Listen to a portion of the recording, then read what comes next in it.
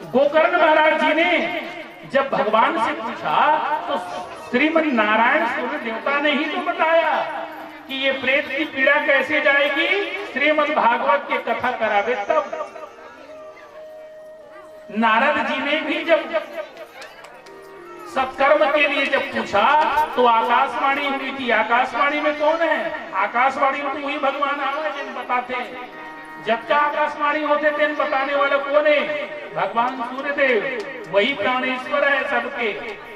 और विज्ञान ने भी सिद्ध कर दिया है भगवान सूर्य से निकलने वाली जो वेब किरणें हैं, वेब किरण को जब उनको भाषा में परिवर्तित किया गया तो विशुद्ध रूप से ओंकार का नाद हो रहा है। ओम शब्द वहीं से उत्पत्ति हुई है। बोलिए श्री बांके बिहारी लाल की।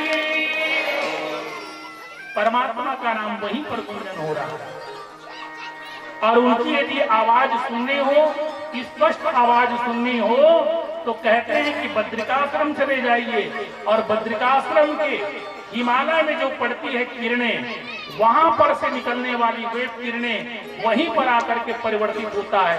इसीलिए ओंकार की स्पष्ट ध्वनि ध्यान पूर्वक सुनने पर केवल और केवल बद्रिकाश्रम में सुनाई पड़ती है।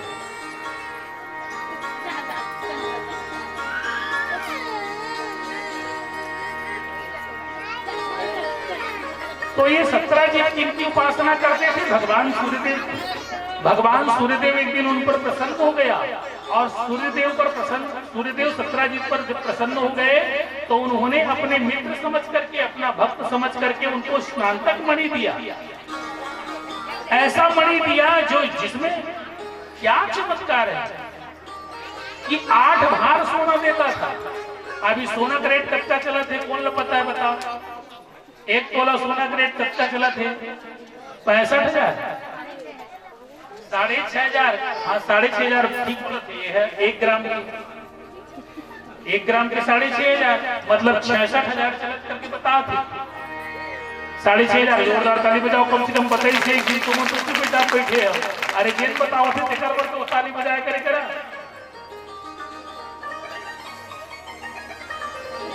66,000 तोला चलत और कतकत कर निकले। 8 भार सोना मतलब 40 तोला से ज्यादा प्रत्येक दिन पर घर में आवे तो वो तो कुबेरे हो जाएगी। एक दिन में 40 तोला, दूसरे दिन 80 और तीसरे दिन 120 और वो इसने 30 ले गुणा कर ले। एक दिन पहन करके 17 जीव उसी स्नातक मणि को लेकर के जब निकले तो उसमें निकलने वाली जो किरण है भगवान सूर्य की समान ओजस्वी किरणें निकलने लगी। इतनी चकाचौंध, इतनी चकाचौंध कि जिस मार्ग से वो चलते थे वहां हैलोजन लाइट लगाए की जरूरत नहीं पड़े। हैलोजन लाइट से भी ज्यादा प्रकाश निकलने लगा। तो भगवान श्री कृष्णचंद्र जी महाराज जी अपने सुधर्मा सभा में बैठे हुए थे तो उनकी प्रकाश वहां पड़ने लगी। 17 जीव जो पहने हुए थे उनकी प्रकाश वहां पड़ने लगी। तो वहां तो भगवान जो कृष्ण के बहुत से मंत्री थे उठ करके खड़े हो गए। भगवान कृष्ण ने कहा कैसे उठ के खड़े हो रहे हो भाई? हम बैठे हैं और आप खड़े हो रहे हो, क्या बात है? हमारे अलावा कोई दूसरा आ गए क्या? बोले वो इसलिए लक्ष्मी महाराज आने वाला है क्योंकि देवास जो सूर्य देवता ही आ रही है ऐसा लग रहा है। भगवान कृष्ण तो अंतर्यामी है, सबको समझाया कि ये भगवान सूर्यदेव नहीं है, ये उनके परम भक्त कौन है? 17 जीत है। और 17 जीत को भगवान सूर्य ने क्या दिया है? क्या दिया है? मणि दिया है। उस मणि के प्रभाव में वो इतने चमक रहे हैं। 17 जीत जब सभा में आए तो भगवान श्री कृष्णचंद्र जी महाराज ने उनकी बड़ी आवभगत करी, उनसे मित्रतापूर्ण व्यवहार बात करी। लेकिन एक मित्र को उचित समय पर उचित सलाह देनी चाहिए। ऐसे ही समझ करके भगवान श्री कृष्ण ने 17 जीत को समझाया। कहने लगे कि मित्र जमाना बड़ा खराब है, जमाना बड़ा खराब है। अरे आप अकेले यहाँ वहां कहीं भी जाते हैं और इतने महंगे चीज को आप पहन के घूम रहे हो बिना बॉडीगार्ड के, बिना बॉडीगार्ड के इतना महंगा चीज धर के घूमे नहीं जाए। उन्होंने पता चली कि 8 भार सोना रोज देते दिखे तो गलल नहीं निकालत रहा है, वो गले निकाल ली है। जैसे चोरा कते जी में जानता हो, पहले चाइनीज पॉकेट बहुत हुआ रेल में कते जी माता जी मन बैठिया बैठे बैठे नवा नवा हार ले है तो वो ढाक के नहीं रखा है, बोला सब के देखौठी महू से निकाल के रखते, और बोला कोनो नहीं देखा, बोला चोरा मन देखते, वो भीड़ में कोनो कोनो नहीं देखा है, सब जिन देखते कौन वो चोरा मन के थे, वाह वो ले जाते ताई और वो कौन जगह में बैठे खिड़की तीर में कहाँ बैठते, मोला गर्मी लगा थे खिड़की में बैठता हूँ, खिड़की में तो वो चाहते ये खिड़की है मेरे बैठन नहीं आवे थी। ट्रेन की घंटी बाजी सीटी बाजी धीरे धीरे निकले शुरू हुई, तहाँ लेते तो अंदर में है हट ले धरी जब फट खींची चाहे घेच जाए तो कहीं न हुआ राम नाम सर आते चिल्लावा था झायदाई है तथा ले गए और ले गए। भगवान कहने लगे कि मित्र ये इतनी मणि कीमती मणि को आप ऐसे ही ना ले जाओ, अरे इतनी जो कीमती चीज है ऐसी चीजों को तो बैंक में जमा कराना चाहिए। कहाँ जमा कराना चाहिए? बैंक में और लॉकर में रखना चाहिए। एक काम करो, ये जो मणि है ना इसको आप मेरे टकसाल में जमा करा दो, मेरे टकसाल में जमा करा दो। 17 जीत को लगा वाह कन्हैया के बड़ा बात करें तो सबले चतुर ही लगते, बात करें में सबले चतुर ही लगते। मीठ कुटिया के मैं कई साल ले तपस्या करे हूं, अब ये लपा है ये फोकट में पा जाता है। वहां से चले गए 17 जी चले गए और 17 जी जा करके अपने घर में लटका दिया। और 17 जी बेचारा कहूँ चल दी जो ऊपर भाई रहा है प्रसेन एक दिन पहन करके शिकार करने के लिए जंगल चले गए और जंगल में गए तो वहां जंगली पशुओं ने मार गिराया। अब उनके भाई कई दिन से पता नहीं चले तो 17 जीत मने मन में कहा है कि मैं कहां चल रहे हूं कन्हैया की सभा में, वही मुलकेरी से और गांव भर के और कोनो नहीं कह रहा है, शंका नहीं कर रहा है, वही बस कह रहा है तो पर ध्यान कहां जाए, मोलत लथे ऊपर चुराए कादत आगे लेंगे कहते गोकुल मेरी से तो दही माखन खाए चुरावे किथे लेकिन एक चोटा पना आज नहीं मोलत लथे जाने अनजाने में यही चोरी करे। भगवान की चोरी की आदत बड़ी विलक्षण लीला है। ऐसे ही एक संत हुआ करते थे माधवदास जी नाम, वे कहाँ रहते थे जानते हो?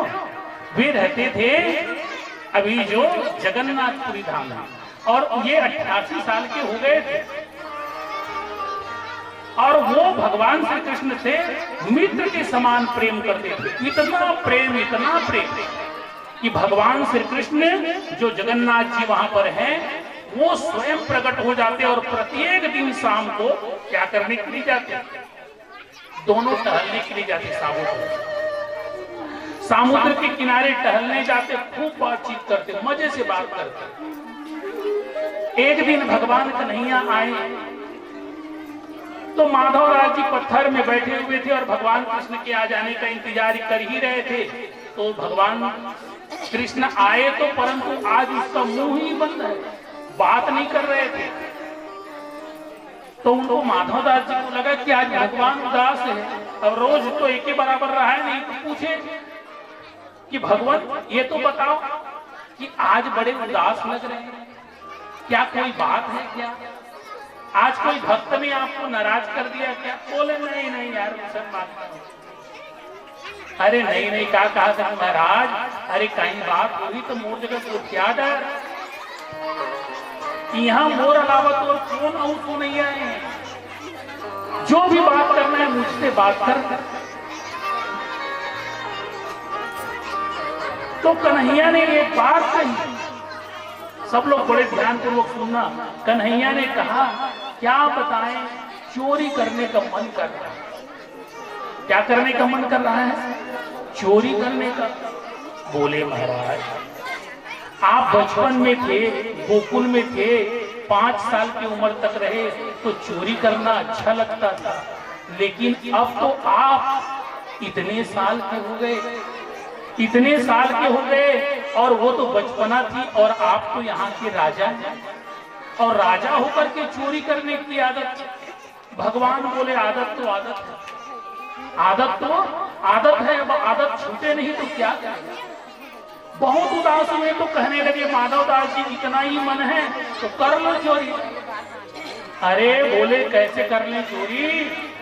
जब हम गोकुल में थे तो हमको चोरी में साथ देने वाले हमारे तनसुखा, मनसुखा, बहुत से हमारे मित्र हुए, और यहाँ तो हमारे आपके अलावा कोई है ही नहीं है, और यदि आप हमें साथ दो तो चोरी कर ले। माधवदास जी कहे, महाराज राधे राधे कृष्ण कृष्ण कहते कहते ये बाल पक गया, 80 साल का उम्र हो गया महाराज, और 80 साल में चोरी के बदनामी करवा की बेइज्जती करवाने का ये काम और जगह नहीं हो सकता। माधवदास जी को बोले, भगवान कन्हैया अब नहीं हो सकता तो नहीं करते, अब रहने दो मुंह लटके। भगवान मुंह लटका लिया तो माधवदास जी बोले, क्या करना पड़ता है चोरी में? अरे चोरी उठाए करे लगे, पूछ करे नहीं लगे भाई के तोला मोर पाछू पाछू जाना है, तोला मोर पाछू पाछू जाना है, जिसने मैटर होगा इसने चुपचाप करना है, गोठियाना भर नहीं है। कहानी करना है, गोठियाना नहीं है, और गोठियाना है तो इशारा में गोठियाना है, इशारा में गोठियाना है। ककरो यहाँ जैसे बात करत था इसने बात नहीं करना। तो बोले जाना कहाँ है? अरे बोले कि यहाँ के जो राजा का जो बगीचा है ना, उसमें कटहल फल लगा है, कटहल बड़े बड़े कटहल, तो कटहल की चोरी करेंगे। अब भगवान बोले ठीक है अब चलेंगे। अब सूर्य ढल गया, सांझ हुआ, रात हुई, तो वहां तो जगह जगह चौकीदार लगे। अब भगवान कन्हैया अंदर ले गए, और ये माधवदास जी बेचारा 80 साल का बूढ़ा उनके पीछे पीछे गए। बोले धीरे से अंदर आओ, धीरे से आओ, धीरे से आओ, समझाए। अब वो तो कभी देखे नहीं, ये कटहल वो कटहल, या बोले कन्हैया, बोले इधर देखो ये बड़ा बड़ा फल लगा है, इधर देखिए, बोले ये बड़ा बड़ा फल है। वो बोले इनको तोड़ू क्या, उनको तोड़ू क्या? और ये तो सामान्य चोरी करना तो जानते नहीं थे, जोर जोर से बोलने लगे। दूर से चौकीदार ने आवाज लगाई, कौन है भैया? भगवान कन्हैया है। माधवदास जी के मुंह को छपक लिए। बोले पहली शर्त को पूरा नहीं किया, बात करने लग गए। अरे तेरे कारण तो हम लोग पकड़े जाएंगे, मार खाना पड़ जाएगा। मैंने कहा था कि इशारे में बात करना। अब वो कुछ देर के बाद शांत हुए तो कुछ दूर में पहुंचे, और वहां जाकर के कटहल के पेड़ पर चढ़ गए। तो कन्हैया नहीं चढ़े, 80 साल के बूढ़े को चढ़ा दिया। बोले आप चढ़ो, हम वहां खूब चढ़े हैं इसलिए पहले अब चढ़ो आप। अब वो 80 साल के बूढ़े को चढ़ा दिया बेचारे माधवदास। अब वो तोड़े तो देखिए ये छोटे फिर बड़े, फिर छोटे फिर बड़े। तो बोले इससे बड़ा ये है, इससे बड़ा ये है। जोर जोर चिल्लाने लगा। चौकीदार ने आवाज सुनी, डंडा लेके दौड़े, और जैसे ही आवाज लगाई वो तो कन्हैया छूमंतर हो गया, उसे तो भागने की। और ये 80 साल का बूढ़ा रात में चढ़े, कन्हैया कहाँ हो, कन्हैया कहाँ हो? बोले नीचे उतर कन्हैया, लेकिन मैं बताओ तो कहाँ है। नीचे उतरे, 2 डंडा उसके पीठ को लगा, और बोले सुबह होगी तो आपको राजा के दरबार में लेके जाएंगे।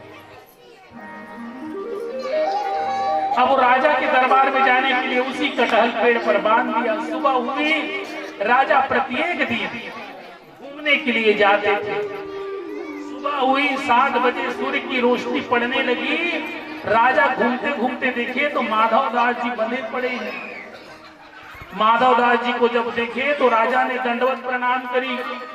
गुरुदेव बोले, आपको किस पापी ने इस कटहल के पेड़ में लाके बांध दिया है?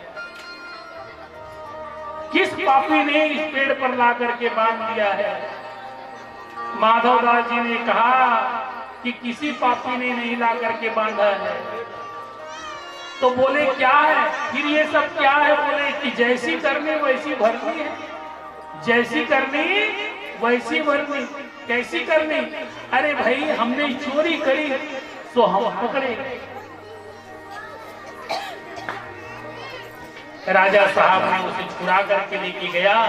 माधव दास जी ने भगवान श्री कृष्णचंद्र जी महाराज की सारी बातें बताई कि आपके यहाँ रहते हुए भी भगवान कृष्ण है, चोरी की इच्छा करी सो उनके साथ में आकर के, और भगवान के इसी प्रेम को देख करके जगन्नाथपुरी का राजा इतना द्रवित हुआ, इतना द्रवित हुआ कि उसी दिन पूरी वो बगीचा जगन्नाथ स्वामी के नाम लिखवा दी। बोलिए श्री बांके बिहारी लाल की। तो ये सत्य घटना है। तो जो 17 जीत जो लेकर के गए थे, चोरी की जो लगाई, तो कहने लगे कृष्ण है तो वैसे ही। कृष्ण ने हमेशा चोरी करी है, तो हो सकता है कि इनकी चोरी की आदत नहीं गई। धीरे धीरे लोगों के माध्यम से भगवान श्री कृष्णचंद्र जी को पता लगा कि अरे अरे अरे, मैं तो यहाँ का राजा हूँ और राजा पर इतनी दोष लगे, ये उचित नहीं है। एक दिन अपनी सेवकों को लेकर के भगवान खोजने के लिए गए। जंगल में गए तो कुछ दूर में जाकर के देखा तो जो 17 जीत जो पहनते थे वैसे ही उनका जो भाई जो पहनते थे वैसा ही कपड़ा उनको दिखाई। और जब दिखाई पड़े तो आगे जाकर के देखा तो कुछ हड्डियां दिखाई पड़ी। आगे जाकर के देखा तो एक शेर बड़ा पड़ा था और वो शेर की खून एक गुफा में गया हुआ था।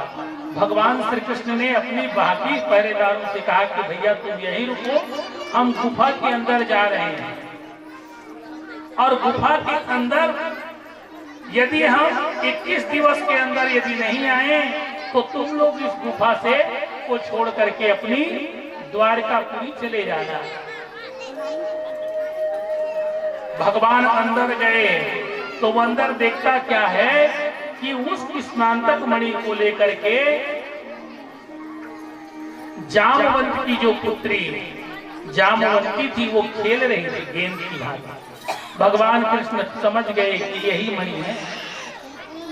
वहां जाकर को छुड़ाए तो जैसे बच्चों को कोई खेलते हुए बच्चे को खिलौने को छुड़ा दो तो चीख चीख करके रोते हैं बच्चे, वैसे ही वो जब चीख चीख करके रोने लगे तो जामवंत है बाहर आया, और जामवंत बाहर आकर के जब देखा तो भगवान के वही सुने।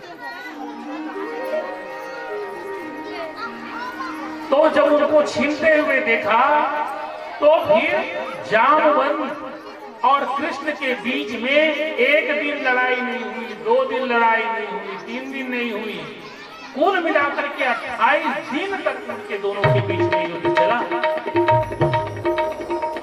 कितने दिन? 28 दिन भगवान श्री कृष्णचंद्र जी महाराज और उनके बीच में लड़ाई होते होते 28 दिन जब बीत गया तो फिर भगवान पसीना पसीना हो गया जामवंत। तो ध्यान लगा करके देखा ये कौन है, तो उनको दिखाई पड़ा क्या? उन्हें राम के रूप में दिखाई पड़े। कौन रूप में दिखाई पड़े? ये तो मेरे राम जी हैं, जिनकी मैंने सेवा करी और जिनका सहयोग करने के लिए वहां पर मैं लंकापुरी गया, ये वही राजा राम है। चरणों में गिर पड़े। राम और श्याम में कोई भेद नहीं है। राम और कृष्ण की दोनों की मूर्ति को रख दिया जाए एक ही मंदिर में, तो कोई व्यक्ति ये नहीं बता सकता कि ये कृष्ण की मूर्ति है और ये राम की मूर्ति है। कोई बता सकता है क्या? लेकिन बता सकता है। मैं जो बता रहा हूं उसको देख करके बता सकते हैं। राम और कृष्ण की मूर्ति में बिना आयुध के कोई व्यक्ति बता सकते हैं कि ये कृष्ण की मूर्ति है और ये राम की मूर्ति है। तो जानने वाले हो तो हाथ उठाओ, तब मैं बताऊंगा। बहुमत देखते, अब बहुमत मेरी जबरदस्ती का और जबान खर्चा करना है। मैं देखा तो जिन हिसाब से तो 2-3 जिन उठाए और हजारों जिन नहीं उठाए, तो ऊपर संख्या ज्यादा है तो नहीं बताना है।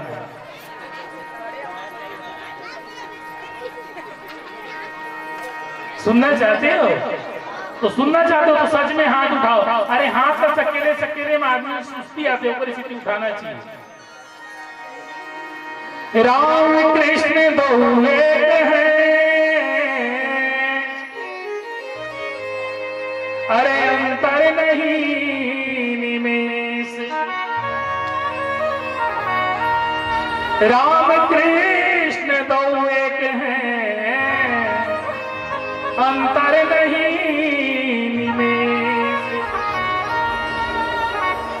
राम और कृष्ण दोनों को देखोगे तो एक रत्ती मात्र भी अंतर नहीं है, लेकिन एक अंतर है। एक के नयन गंभीर है। हमारे राम जी की आंखों को देखोगे तो उनकी आंखों में क्या है?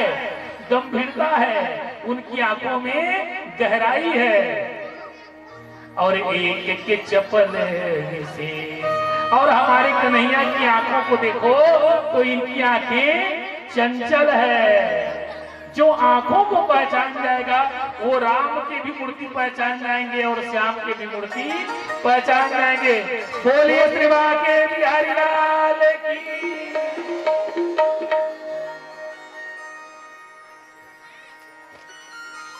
राम कृष्ण दो एक हैं, अंतर नहीं विशेष निमेष। एक के नयन चपल हैं, एक के शांत विशेष। गिर पड़े कहने लगी कि प्रभु आप तो मेरे स्वामी।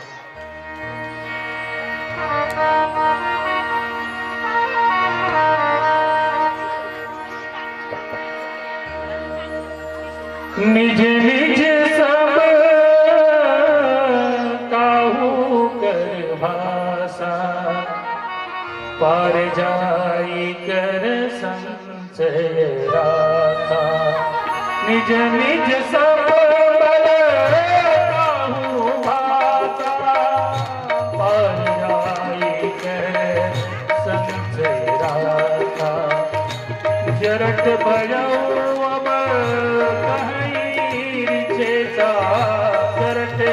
भयऊ अब कहीं छेचा, नहीं तन रहा प्रथम बलदेशा। नहीं तन रहा प्रथम बलदेशा। जब ही त्रिविक्रम भय खरारी, जब ही त्रिविक्रम भय खरारी, तब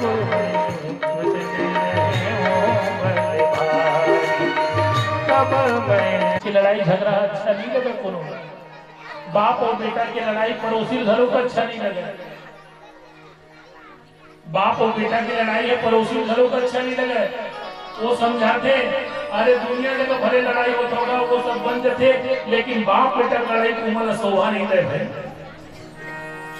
लेकिन भगवान श्री भगवान जी ये कई जन्म के आए हैं।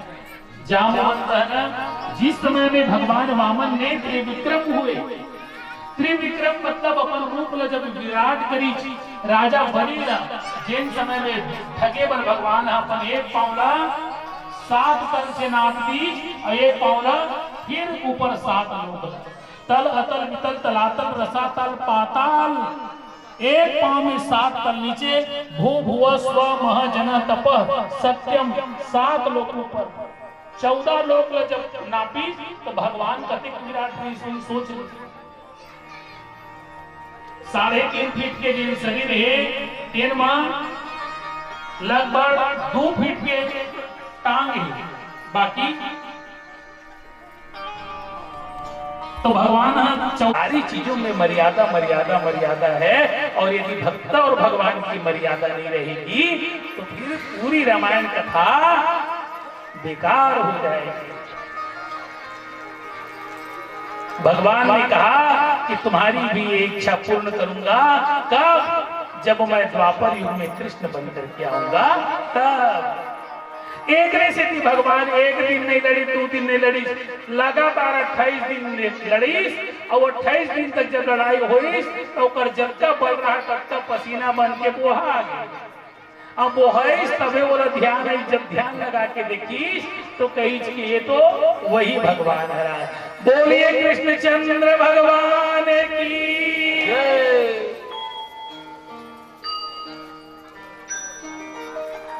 तो कहने लगे कि प्रभु आप लीला पुरुषोत्तम है ना, हर बाप चाहता है एक ऋण मेरे के सिर पर चढ़ा हुआ है। बोले क्या ऋण?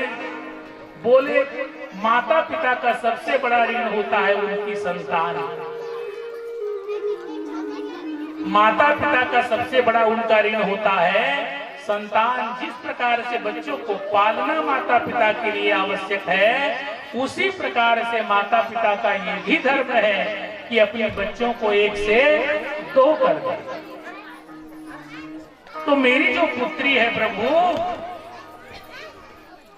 इनके अनुरूप कोई वर नहीं दिखाई पड़ता, लेकिन आज आप श्याम सुंदर आए हुए हैं और यदि आप चाहें प्रभु तो मेरी इस पुत्री को स्वीकार कर लो। और भगवान ने इसलिए जामवंती के साथ विवाह कर लिया। बोलिए श्री बांके बिहारी लाल की। तो भगवान के दिन विवाह हो गए, बढ़िया गिनत नहीं थे बैठ के। ओकर बाद फिर मैं तुम बताऊं इधर विवाह के बात रहस्य। ये भगवान के पहली तो रुक्मणी के जब विवाह हुआ, तो दूसरा जामवंती। अब वो मणि लेके आई 17 जी को दिया। कहने लगे कि भैया इसने झूठ मूठ के कलंक मत लगाकर, तोर कारण तो हम वहां जाके 28 दिन ले लड़ाई कर रहे हैं। वो तो बने होंगे कि दूसरा आदमी ने जितने तो मरी जाती चौथे। 28 दिन में बिना खाए बिना पिए हम लड़ाई लड़े तो कहीं तोर मणि पाए, जबरदस्ती के कलंक लगाए तेकर दुख लम्हे पाए। 17 जी आए, कहने लगे कि परमात्मा वास्तव में ये जो संपत्ति है ना, संकट का शुरुआत है। एक स्थिति ये संकट वंकट ला मैंने बिल्कुल नहीं धरा, तय मोर बेटी ला शादी कर ले महाराज। और ये ला मैं बोला दहेज में देवत होगी कि बेटी और मरी दोनों ला साथ दे के ठीक बिहार हो गए। तो सुनिए बता भी नहीं करते, मैं जोर से बोल पे तो साहब सामने में खड़ा होकर मैं सुन भी नहीं करता। कितने विवाह हो गए भगवान के? 3, 2 नहीं 3। मतलब ध्यान नहीं है। भगवान के कितने विवाह हो गए?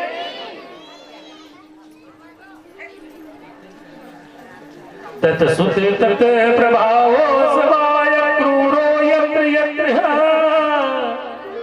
देवो अभिवर्षितुम तत्र उपताप न मारिक।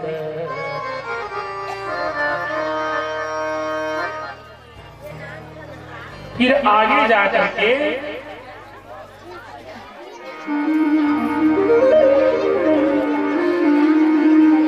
भगवान श्री कृष्णचंद्र जी महाराज जी ने